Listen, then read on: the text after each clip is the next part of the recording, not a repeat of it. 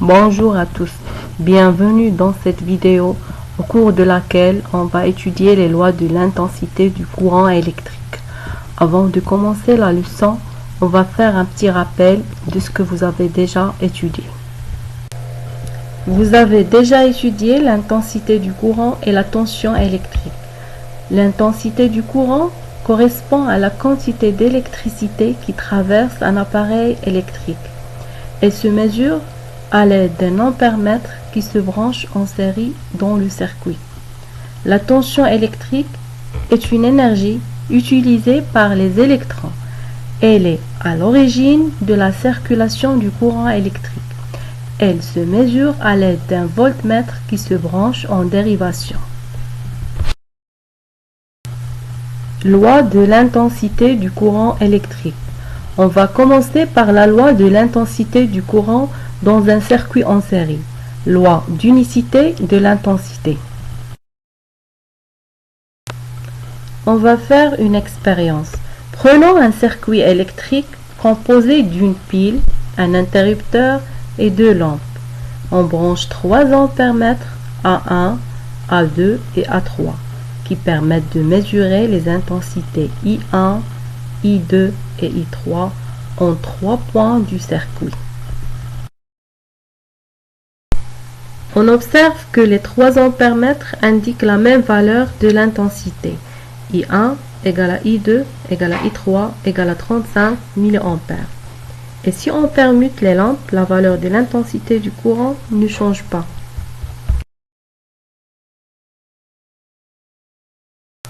Conclusion, dans un circuit en série, l'intensité du courant électrique est identique en tout point du circuit.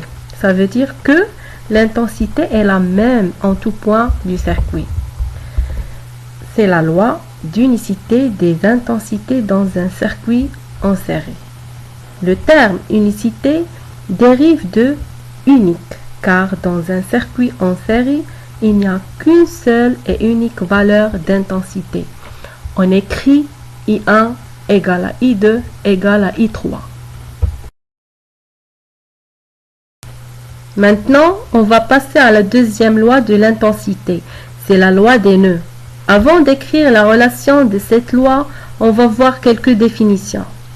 Un circuit en dérivation comporte des points particuliers appelés nœuds. Un nœud électrique est un point de contact entre 3 fils conducteurs au moins. On passe à la deuxième définition. Une branche est une partie du circuit électrique située entre 2 nœuds consécutifs. On a une branche principale, celle qui contient le générateur, et des branches dérivées ou secondaires qui ne contiennent que des récepteurs. On va faire une expérience pour décrire la relation de cette loi.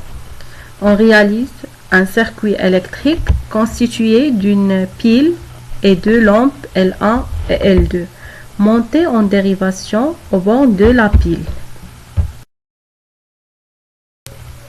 L'intensité dans la branche principale I égale à 144 mA.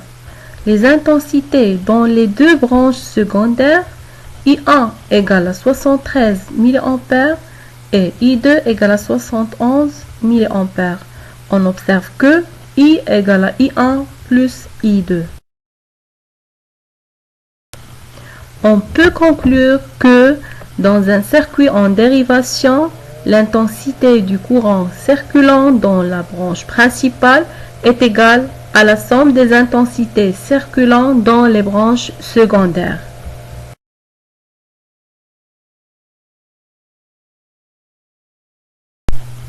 Énoncé de la loi. Loi des nœuds est la somme des intensités qui entrent dans un nœud, par exemple I1 et I2, est égale à la somme des intensités qui sortent du même nœud, par exemple I. On peut écrire selon le schéma I égale à I1 plus I2. Dans cette application, on va déduire la valeur de l'intensité I4. Selon la loi des nœuds, La somme des intensités entrant dans un nœud est égale à la somme des intensités sortant du même nœud.